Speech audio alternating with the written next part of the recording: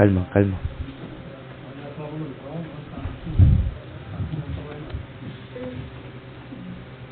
Bueno. Espere.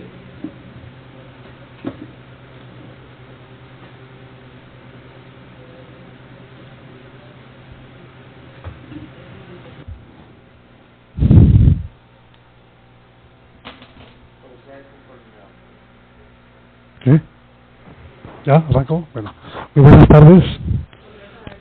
Seguimos con la audiencia 153/2017, encartada a la doctora Yerestela Orduz Herrera, corregidora PANCE, secretaria de Gobierno y Convivencia y Seguridad, Quejoso Jaime Rincón y José Balbuena, presunta extraditación de funciones. Entonces vamos para la parte de hoy que nos corresponde a descargos y a recibir testimonios de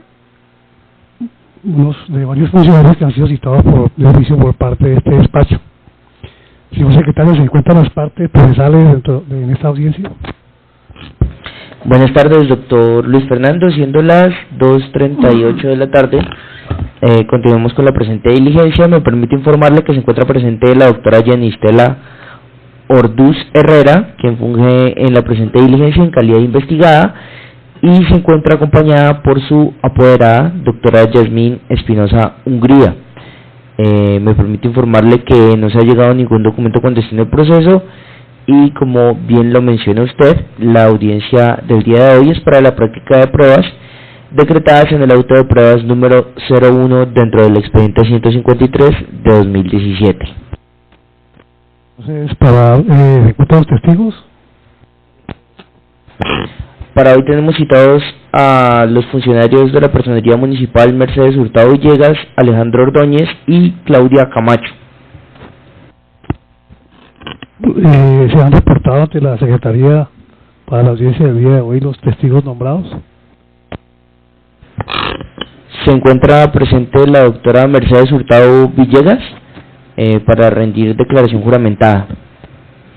Tengo entendido que el doctor Ordóñez también llamó, que había presente hoy Alejandro Ordóñez, creo, verdaderamente el día de hoy. La doctora Camacho se excusó. Entonces vamos a dar comienzo inicialmente a los descargos. Les tiene la palabra la doctora Ordóñez o a su representada.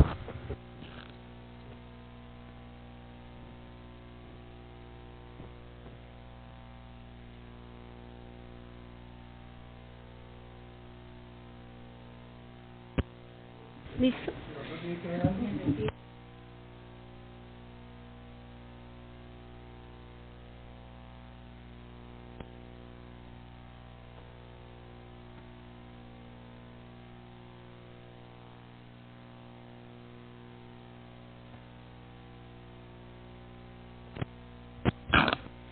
Bueno,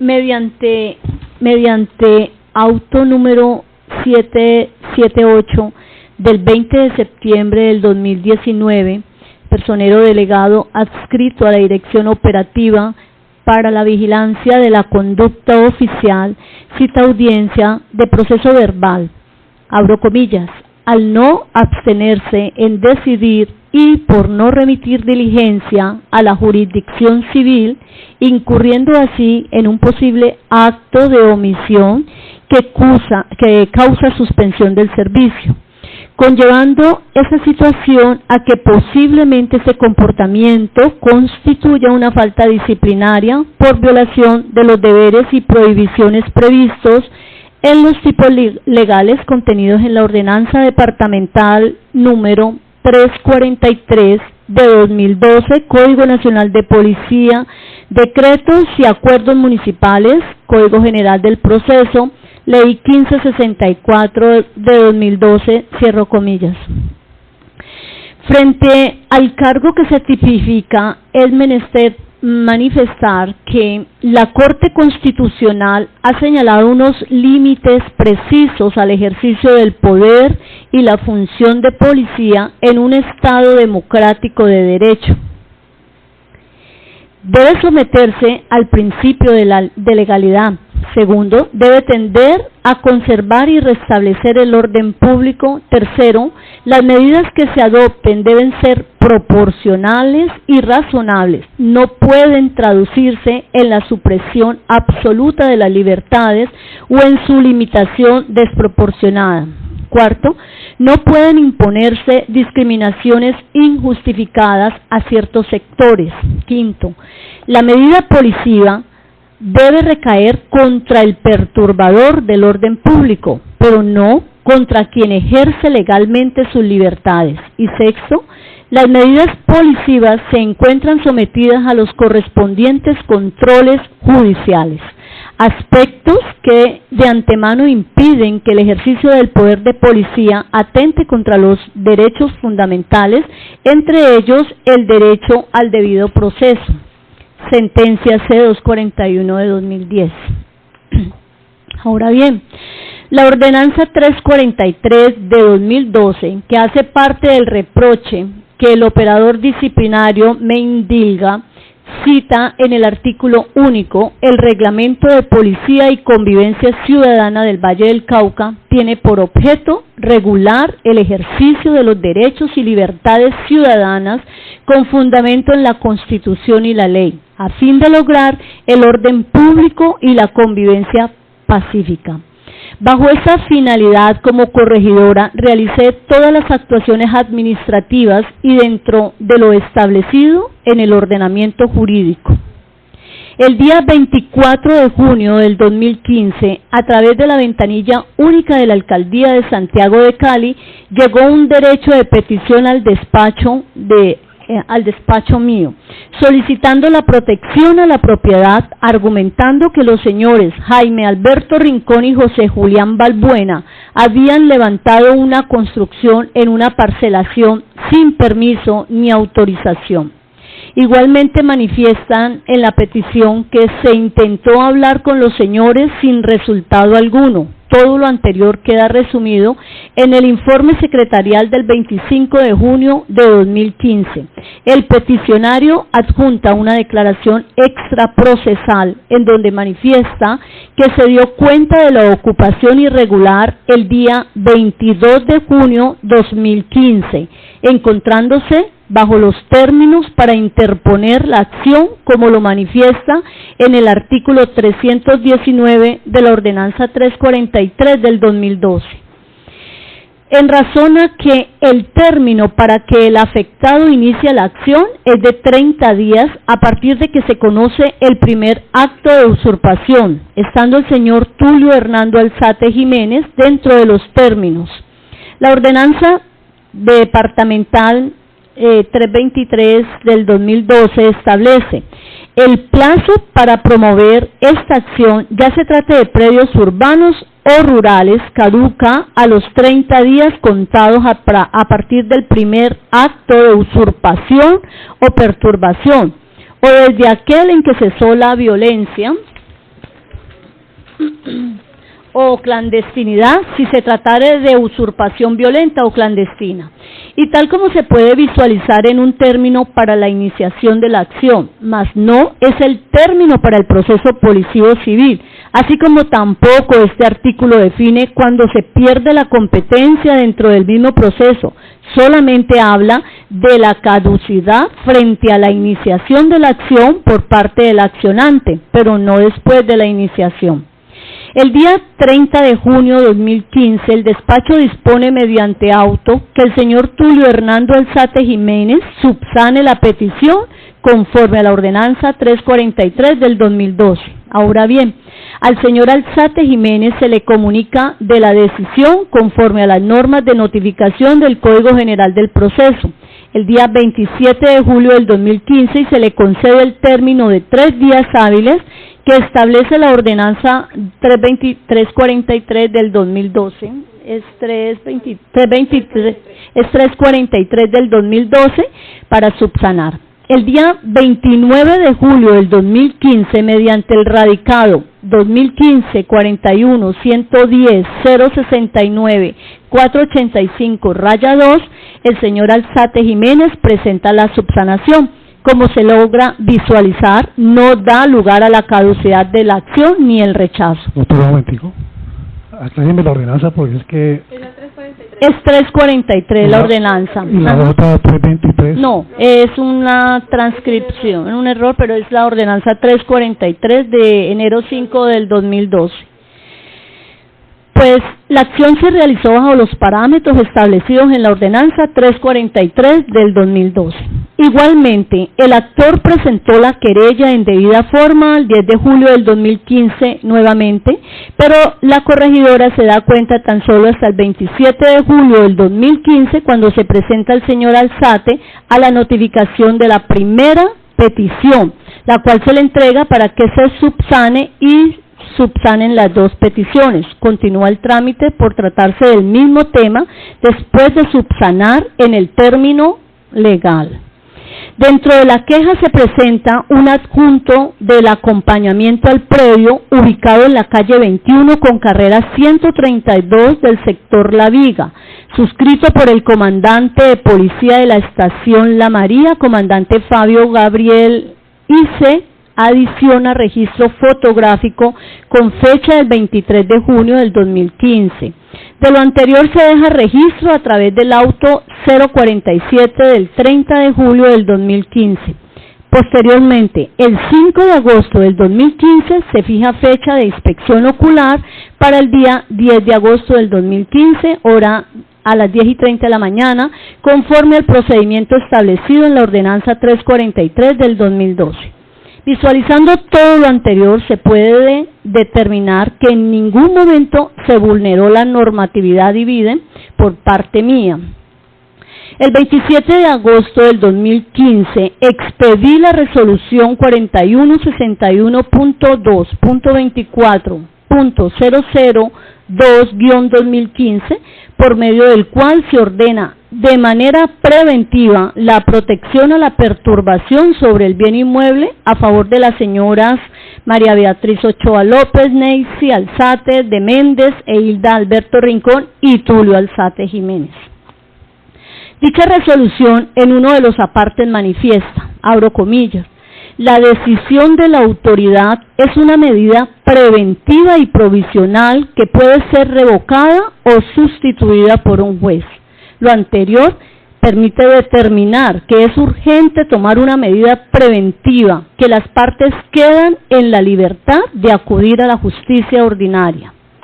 En otro acápite cita, se trata de comprobar los hechos denunciados que correspondan a una perturbación de la propiedad que de quien debe demostrar sumariamente que tiene la posesión del inmueble, pues debemos recordar que en derecho policivo no se analizará escrituras, ni títulos de propiedad. El demandante deberá probar la posesión que tiene sobre el determinado predio para poder solicitar la protección. Los párrafos señalados son reafirmados en la sentencia T-870 de 2013 de la Corte Constitucional, donde señala, lo anterior se justifica si se tiene en cuenta que en estos casos las medidas de policía son de efecto inmediato, en punto a evitar que se perturbe el orden y la tranquilidad pública. Se trata de medidas de carácter precario y provisional, cuya única finalidad es devolver el statu quo mientras el juez ordinario competente para decidir sobre la titularidad de los derechos reales en controversia decide definitivamente sobre ellos. Por esta razón, la doctrina ha afirmado que estas decisiones hacen tránsito a cosa juzgada formal. En uno de los puntos de la mencionada resolución, el apoderado de los señores Jaime Alberto Rincón y José Julián Balbuena refiere, abro comillas, que no prospera la acción de ocupación de hecho con fundamento en el artículo 393 del Código General del Proceso, alegando que la posesión del inmueble no está explotando el predio, solicita que se remita a la jurisdicción ordinaria. A lo que le contesté que si bien es cierto que no se está explotando el predio por parte del demandante, también es cierto que la ocupación de los señores Jaime Alberto y José Julián no fue autorizada, ni existe un contrato de arrendamiento. Frente a esta postura, la Corte Constitucional también sentó jurisprudencia en la sentencia de tutela 870/2013, Decreto Legislativo 1355 de 1970, conocido como el Código Nacional de Policía, el cual se emitió con fundamento en las facultades extraordinarias conferidas por la Ley 16 de 1968. Sintetizó que esta norma reguló las acciones policivas de naturaleza civil destinadas a la protección transitoria de la posesión y la tenencia de bienes urbanos y rurales en caso de perturbación, hasta tanto la justicia ordinaria decida de fondo sobre los derechos en conflicto. Dentro de la mencionada resolución, resolví de forma garantista, por lo cual ordena oficial al Ministerio Público, ofrece los recursos de ley, de los cuales hizo uso el apoderado de los señores Jaime Alberto y José Julián, pasando a la Gobernación del Valle a segunda instancia, donde confirmó la decisión tomada por mí. Con la confirmación se continúa con el desalojo el día 24 de octubre del 2016, con presencia del Ministerio Público y las garantías de protección fundamentales dentro del procedimiento a través de la personera delegada Claudia Camacho Hoyos. Se suspende la diligencia y se continuó el 1 de diciembre del 2016 con la garantía de la protección de los semovientes y de la garantía de protección al debido proceso a través del personero delegado como representación del Ministerio Público, doctor Alejandro Ordóñez Sánchez. Ahora bien, respecto de haber atendido el proceso con Luzmeri Lucero Hernández de Palao, son procesos completamente distintos que como autoridad administrativa no limitan ni imposibilita el realizamiento de otro proceso administrativo en cabeza de la IBIDEM. Cabeza mía. Según establecido en el Código Nacional de Policía, los decretos y ordenanzas complementarios. De igual forma, los señores Jaime Alberto y José Julián estuvieron acompañados de su abogado de confianza, el cual, en caso de advertir que no sentían seguridad jurídica conmigo, habían podido solicitar el cambio de inspección en aras de sentir que conmigo no existían garantías, por lo cual no concurre ninguna extralimitación ni favorecimiento a ninguna de las partes, sino que actúe en derecho, con el fin de salvaguardar el orden público y la convivencia, que es la finalidad, la función pública que ostento. Respecto de la sentencia del juzgado primero, ignoraba por completo la existencia de la sentencia emitida por dicha entidad, toda vez que ninguna de las dos partes aportó la sentencia dentro del proceso, acogiéndonos al principio que establece que nadie se le puede obligar a lo imposible. No era factible detener el procedimiento administrativo, pues se desconocía completamente la sentencia. De igual forma, el fallo del juzgado primero no desconoce las acciones realizadas por mí en aras de salvaguardar el orden público. Al contrario, confirma que los señores Jaime Alberto Rincón Ramírez y José Julián Balbuena Perdomo debían restituir el bien inmueble a las señoras Nelcy Alzate de Méndez, Hilda Giomar Sardi Duque, María Beatriz Ochoa López. Siendo así, en ningún momento limité ningún derecho, toda vez que se garantizó el debido proceso, tanto así que contó con la oportunidad de contestar la querella, solicitar pruebas, asistir a la inspección ocular y demás controvertir las actuaciones al interior de la acción respectiva, cumpliendo con la función pública que me impone la ley. La norma disciplinaria cita que se debe tener en cuenta la estructura de la falta disciplinaria para imponer una sanción disciplinaria, es decir, que se debe hacer un análisis de la tipicidad, la ilicitud sustancial y la culpabilidad.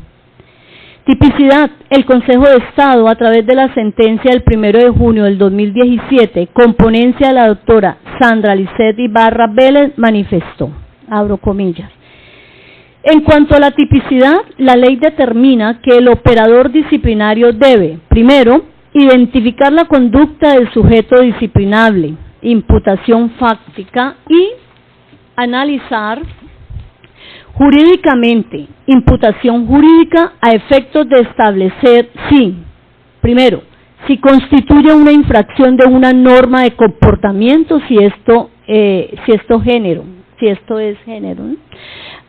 A, infracción a un deber, B, infracción a una obligación, o C, extralimitación en las funciones previamente establecidas en la Constitución, la ley o el reglamento. Segundo, si está de conformidad con la clasificación, de conformidad con la clasificación de la falta, es decir, que un comportamiento reprochado por el operador disciplinario debe estar descrita como falta disciplinaria de manera expresa o derivada del incumplimiento de los deberes, extralimitación en el ejercicio de derechos y funciones, prohibiciones y violación al régimen de incompatibilidades, inhabilidades e impedimentos y conflicto de intereses, sin estar amparado por cualquiera de las causales de exclusión de responsabilidad contempladas ley disciplinaria. Es claro que actúe bajo los parámetros de la ley como se demostró en los incisos anteriores, sin vulnerar ninguna de las causales que cumplí con la finalidad del ejercicio de mi cargo, en consideración que el derecho disciplinario garantice el cumplimiento de los fines del Estado en relación con la conducta de los servidores públicos que afectan o pongan en peligro. Nunca los afecté ni los puse en peligro, ya que seguí los parámetros legales que me exige en ese momento la Ordenanza Departamental 343-2012, brindando además todas las garantías procesales que establece la Constitución Política Colombiana en su artículo 29, respecto del debido proceso. Es decir, que este elemento de la falta no se configura. En cuanto a la ilicitud sustancial, el Consejo de Estado, en la misma sentencia del 1 de junio del 2017, con ponencia de la doctora Sandra Lisset Ibarra Vélez, manifestó, abro comillas, la antijuridicidad, por su parte, de acuerdo con la ley disciplinaria, analiza la conducta del sujeto disciplinable desde una perspectiva diferente a la tipicidad, esto es, desde la justeza de la misma.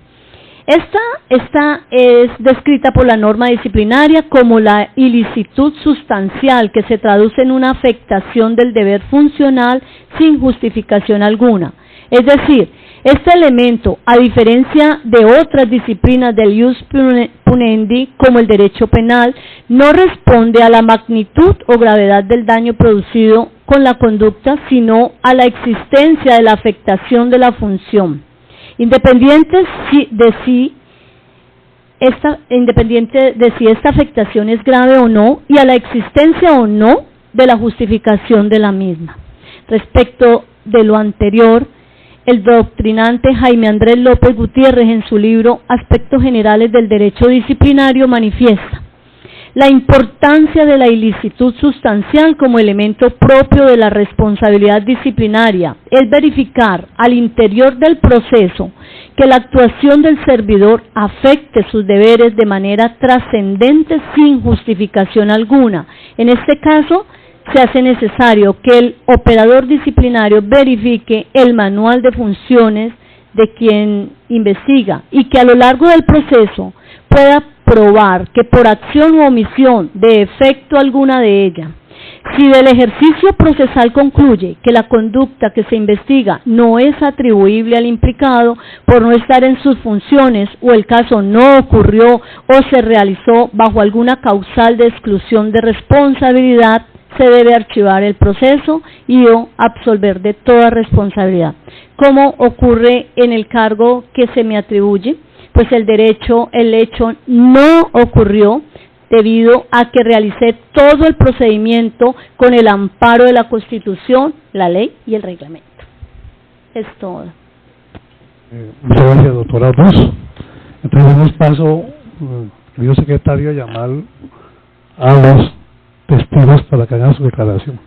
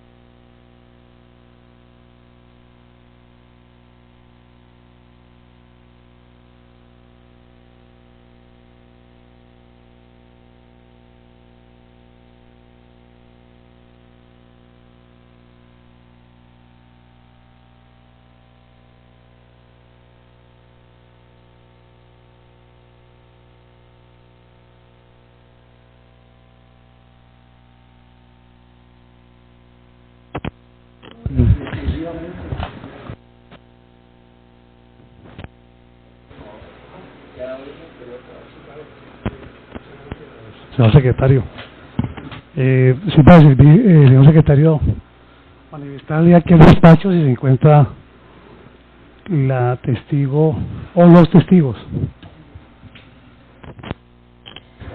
Sí, señor personero, se encuentra presente en esta sala de audiencias la doctora Mercedes Hurtado Villegas para rendir declaración juramentada. Si usted me permite, podemos comenzar con los generales de ley para proceder. Proceda, señor secretario. Bueno, perfecto. Doctora Mercedes, voy a hacerle unas preguntas generales. Por favor, identifíquese con cédula de ciudadanía, fecha de nacimiento y años de edad. Mi nombre es Mercedes Hurtado Villegas, tengo 57 años de edad, estado civil soltera, de profesión abogada y en la actualidad servidora pública de la Personería de Santiago de Cali. Dirección de notificación y teléfono. Sí, mi dirección es calle 12, número 3940, apartamento 402, bloque 7, unidad residencial Alhambra, barrio departamental. Teléfono 321-616-8673. Gracias, doctora. A continuación se da lectura del artículo 389 de la Ley 906/2004 que establece juramento. Toda autoridad a quien corresponde a tomar juramento amonestará previamente a quien debe prestarlo acerca de la importancia moral y legal del acto y las sanciones penales establecidas contra los que declaren falsamente o incumplan lo prometido, para lo cual se leerán las respectivas disposiciones. Artículo 8 de la Ley 890 de 2004. Falso testimonio. El que en actuación judicial o administrativa bajo la gravedad del juramento ante autoridad competente falte la verdad o la calle total o parcialmente incurrirá en prisión de 6 a 12 años.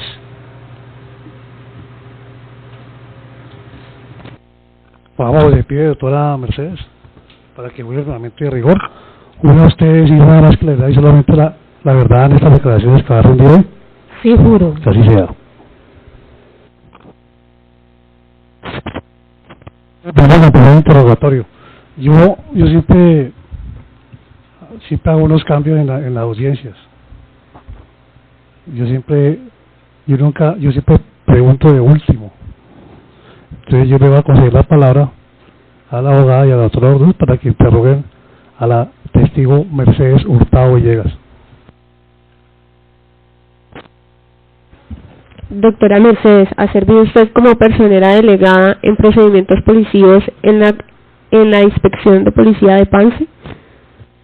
Sí, actualmente yo me desempeño como personera delegada ante el Ministerio Público en Derechos Humanos y me han llegado diferentes comunicaciones para atender diferentes audiencias y para atender diferentes diligencias, tanto de restitución de bienes de uso público ante el despacho de la inspección del corregimiento de Pance. ¿En alguno de estos procedimientos se encontraba presente la corregidora Jenny Estela Orduz? Sí, dentro de este tipo de audiencias siempre he estado presente como funcionaria del despacho, la corregidora del corregimiento al cual pertenece. En este caso, la doctora Orduz sí me corresponde en el despacho de la inspección del corregimiento de Pance. Dentro de los procedimientos que usted ha acompañado, ¿ha visto que exista alguna violación al debido proceso por parte de la corregidora? Hasta la fecha, y para enaltecer, ha sido la única corregidora que ha cumplido a cabalidad tanto en el debido proceso como con eficiencia, eficacia y eficaz dentro de los procedimientos tanto de la 1801 del 2016 como en su despacho a toda cabalidad. ¿Usted creía que ella en algún momento se ha extralimitado dentro de las funciones que le otorga el manual de funciones respecto de su función como corregidora?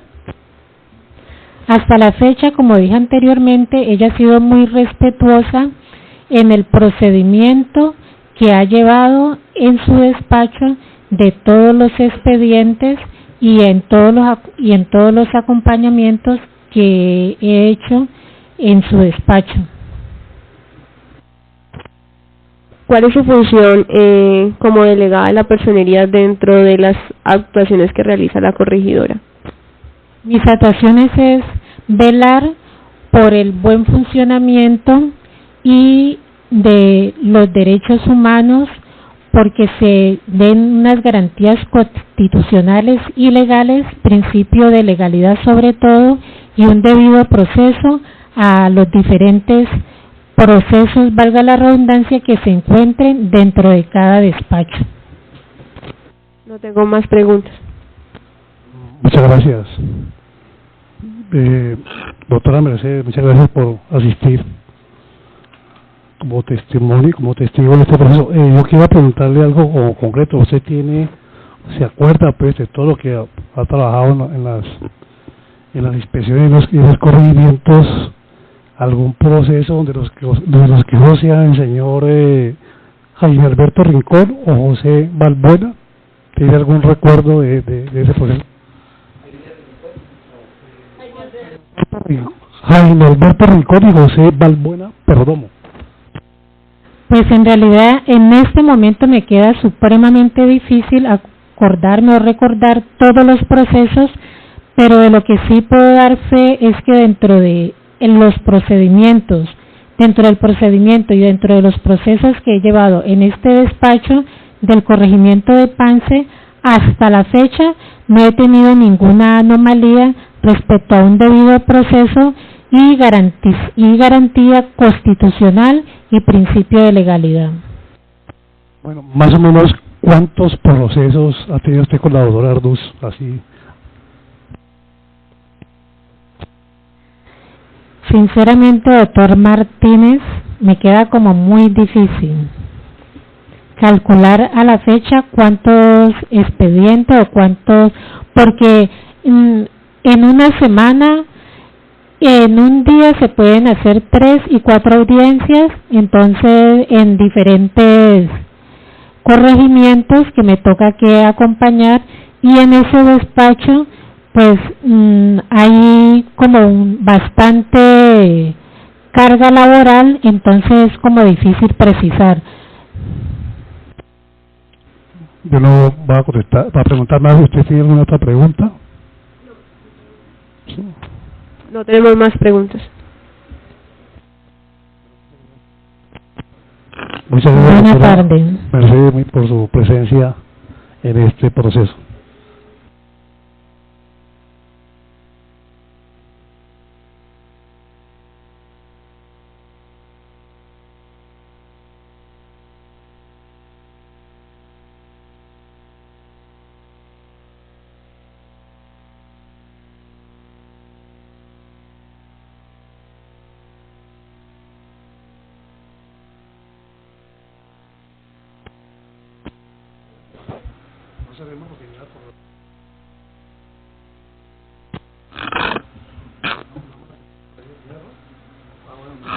Entonces,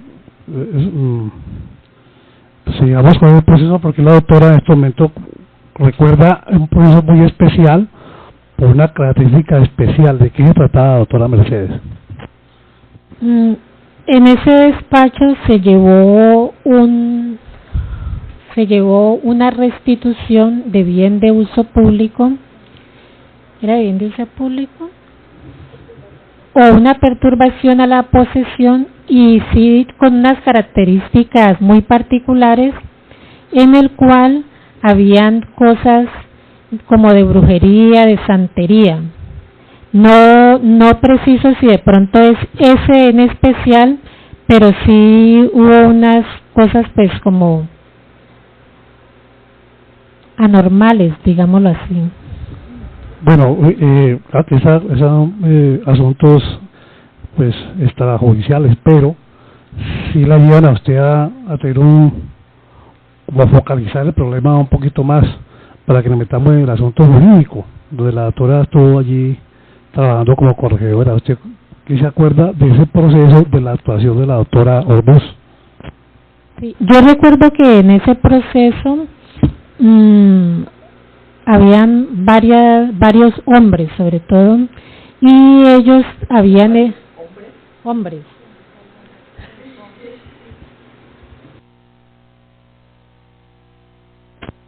Hubo varios hombres y en particular habían cosas como de santería, ¿ya?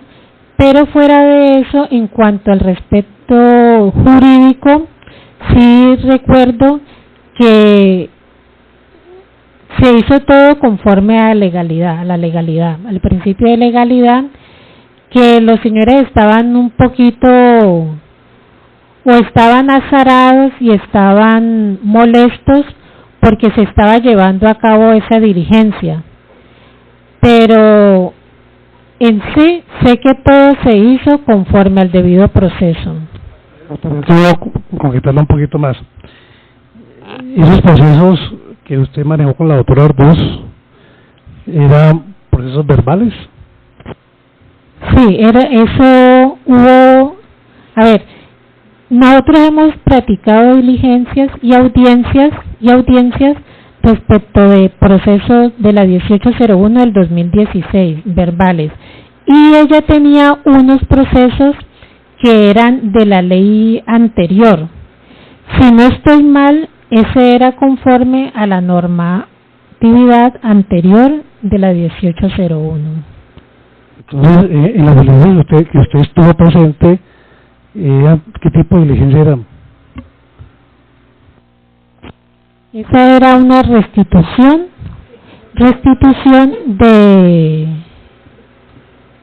de propiedad o de perturbación a la propiedad. No, el proceso está, ahí lo tengo claro, pero ¿qué tipo de diligencia usted participó allí? Si era una inspección judicial, si era una diligencia ya de desalojo. Esa ya era una diligencia de restitución a esa perturbación a la posesión. Proceso, ¿verdad? O sea, como se decía anteriormente, eso era un desalojo. A eso yo quiero llevarla. Entonces, ¿cómo manejó la doctora esa diligencia? No, se llevó todo conforme al debido proceso. Ellos hicieron su intervención, la doctora les dio el uso de la palabra, se aplicó la normatividad, no hubo desmanes ni con la fuerza pública, ni hubo desmanes en cuanto que ella se haya extralimitado en sus funciones, tampoco lo considero. Hubo un acompañamiento legal y de principio de legalidad y un acompañamiento a esa diligencia de parte de la personería, mirando y observando que había un debido proceso en toda la totalidad. En esa diligencia había semovientes. En el momento que me correspondió la diligencia, porque esa como que venía de varias fechas, en esa no había semovientes. No le interrogo más, doctora, muy amable. Muchas gracias, doctor Martínez.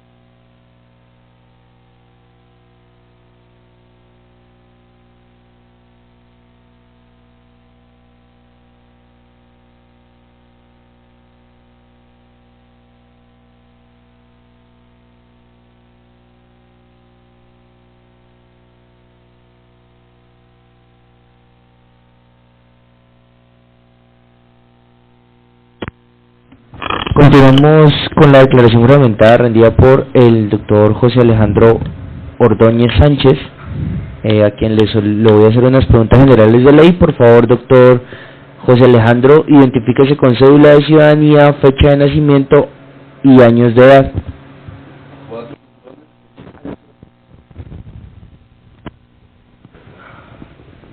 Aló. No, es que les pego la... Aló. Soy la número 4.651.898. 18 de octubre de 1957. Años de edad. 62. Estado civil. Casado. Actualmente, ¿en qué entidad labora y qué cargo ocupa? Personería municipal, personero delegado. Profesión. Abogado. Dirección de notificación y teléfono, doctor. Calle Sexta, número 74 a 50, barrio Ciudad Capri. 320-667-8982. Muchas gracias, doctor. Atendiendo al artículo 389 de la Ley 906 de 2004, que establece juramento. Toda autoridad a quien corresponda tomar juramento amonestará previamente a quien debe prestarle acerca de la importancia moral y legal del acto y las sanciones penales establecidas contra los que declaren falsamente o incumplan lo prometido, para lo cual se le darán las respectivas disposiciones. Artículo 8 de la Ley 890 de 2004. Falso testimonio. El que en actuación judicial o administrativa, bajo la gravedad del juramento ante autoridad competente, falte la verdad o la calle total o parcialmente, incurrirá en prisión de 6 a 12 años.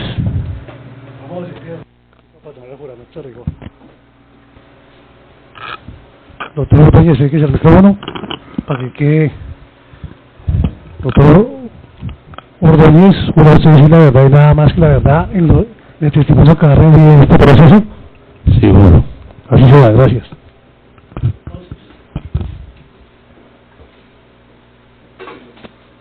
Vamos a colocarlo en contexto, doctor Ordóñez.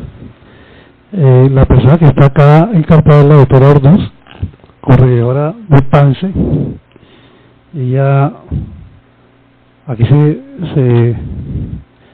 empezó una queja de los señores Jaime Alberto Rincón y José Julián Balbuena, argumentando que la doctora se ha extramitado en funciones por un proceso que lleva ella en el corregimiento.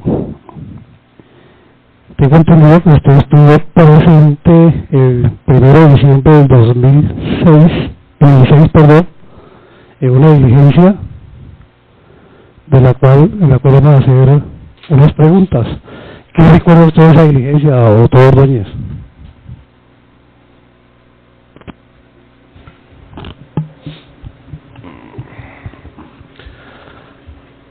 A ver, yo estuve ya citado por la personalidad para hacer un desalojo de unos señores que habían invadido un bien de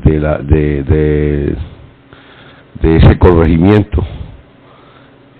Entonces ahí estuve presente cuando se hizo la diligencia que la direccionó la doctora Orduz como inspectora de PANSE o corregidora, y no, es lo que te puedo comentar hasta el momento. Doctora, allí se encontraban algunos semovientes, ¿tengo entendido? ¿Qué pasó con ellos? Sí, pues yo me acuerdo que había que sacarle los semovientes de ahí, y ellos trajeron un camión y se lo llevaron. ¿Le saludo por algún tipo de violencia por las autoridades o fue un desarrollo? Nada. Tranquilo. No hubo ninguna violencia. Todo fue correctamente legalmente. ¿Quiere usted decir que la doctora aplicó todas las garantías procesales en esa diligencia? Sí, sí, claro que sí. Y usted como servidor público y Ministerio Público es garante de esa actuación de la doctora Orduz. Sí, señor. Fui garante de todas sus actuaciones legales que le tocó hacer. ¿Qué opinión se le merecen los señores Rincón y Balbuena, que eran las personas que fueron desalojadas? No, pues, lastimosamente, gente que su profesión me di cuenta que era esa, invadir, porque posteriormente también me tocó que acudir a otra diligencia donde ellos mismos habían invadido otro terreno por ahí cerca. Gente fregada. ¿Y esa otra diligencia fue con la doctora Orduz? También con ella, sí, señor. No tengo nada más que preguntar. Bien, para la doctora, le voy para ahora para que se arrogue su testigo. Doctor Alejandro, dentro del procedimiento, ¿usted visualizó alguna violación a los derechos fundamentales de las partes o de los semovientes que se encontraban ahí? ¿Alguna afectación en los bienes de ellos? No, ninguna. Dentro del procedimiento vio algo que fuera anómalo, algo que no estuviera dentro de los parámetros legales. No, todo fue legalmente hecho. No más preguntas.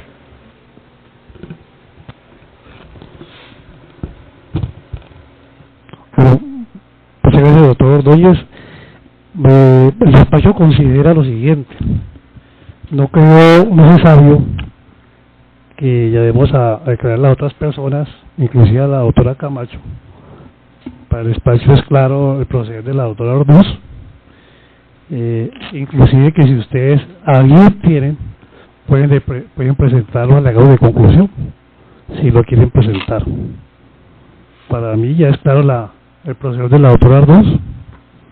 Entonces ya ustedes verán si agotamos esa parte procedimental con unos buenos alegatos o dejamos hasta ahí.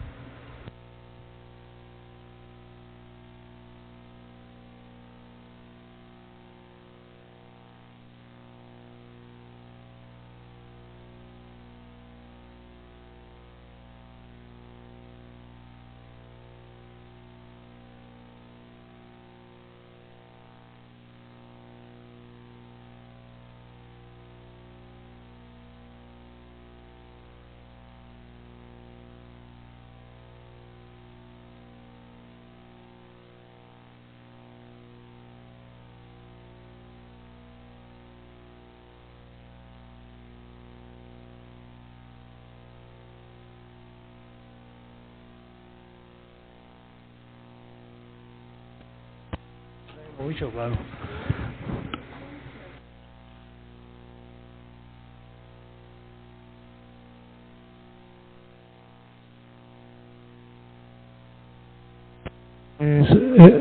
Entonces, a ver, yo quisiera ir a la doctora y a su representada si hacemos de una vez esa presentación de los alegatos. Yo creo que para mí pues eso está claro ya. El doctor por sí fue contundente en lo que argumentó en esa parte de la base propia en que levantó la queja. Entonces, un alegato, nos damos 10 minutos para que lo pueda hacer a mano, no hay problema, como se ha leído, y nosotros estamos prestos a eso y damos un receso de 10 minutos para que lo hagan. ¿Ustedes qué dicen? Estamos de acuerdo. Entonces damos un receso de 10 minutos para que las doctoras se sienten a construir sus alegatos.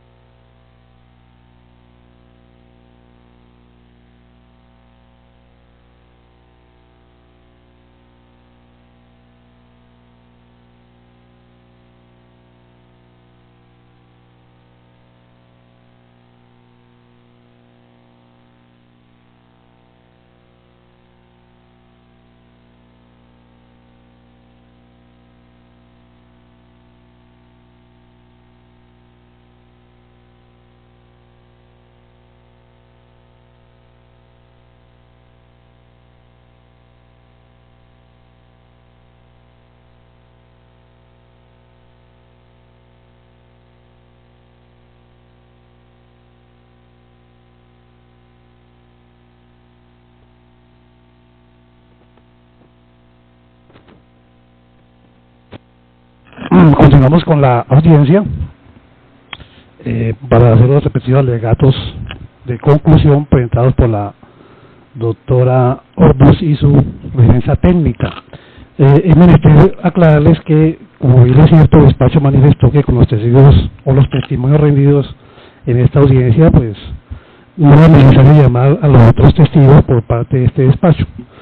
Como quiera que ustedes citaron testigos también aquí para este proceso, yo les voy a pedir, si ustedes a bien lo tienen, citarlos o presentimos la presencia de ellos en este proceso. Tiene la palabra la doctora, la defensa técnica, la doctora Orduz. Doctor Luis Fernando, estamos de acuerdo con que solamente se escuchen los testimonios que ya se presentaron por parte de los personeros y desistimos de los otros. Muchas gracias. Entonces pasamos a los alegatos finales o de conclusiones en este proceso. Tiene la palabra la defensa técnica o la doctora Orduz.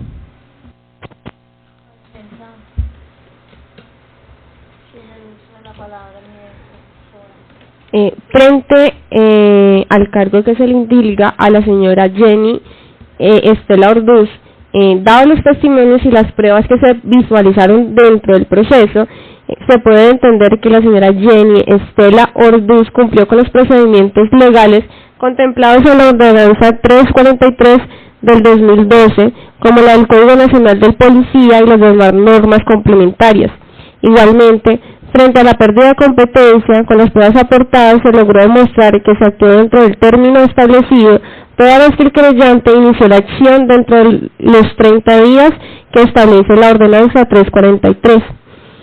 Y dado que no existió ninguna limitación ninguna extralimitación en las funciones por parte de la señora Jenny Alejandra Orduz, Jenny Estela Orduz, se puede entender que la ley 734 del 2002 hace referencia a que se constituye falta disciplinaria y por tanto da lugar a acción y a sanción disciplinaria todos los comportamientos que se contemplan en un incumplimiento a los deberes, extralimitación en el ejercicio de los derechos, funciones, prohibiciones y violación al régimen de inhabilidades, incompatibilidades e impedimentos y conflicto de intereses, si están amparados en cualquiera de las causales de exclusión de responsabilidad de la ley disciplinaria. Y dado que la señora Jenny Estela Orduz Herrera actuó bajo parámetros legales, como se demostró dentro del proceso, sin vulnerar ninguna de las causales que tipifican una falta disciplinaria, ni ninguno de los derechos al debido proceso, ni los derechos fundamentales de los señores Jaime Alberto Rincón y José Julián Balbuena, podemos concluir que no se configura lo necesario para construir una falta disciplinaria, dado que para que exista una falta disciplinaria tiene que configurar los elementos de tipicidad, culpabilidad y ilicitud sustancial. Y como se pudo demostrar en los descargos, donde se habló de los diferentes puntos, tanto de tipicidad como de ilicitud sustancial y culpabilidad, no hay ninguna referencia, ninguna prueba que demuestre que efectivamente se estructuró una falta disciplinaria. Por lo cual solicito que se absuelva a la señora Jenny Estela Orduz Herrera del cargo que se le imponía por extralimitación en el ejercicio de sus funciones. Esto.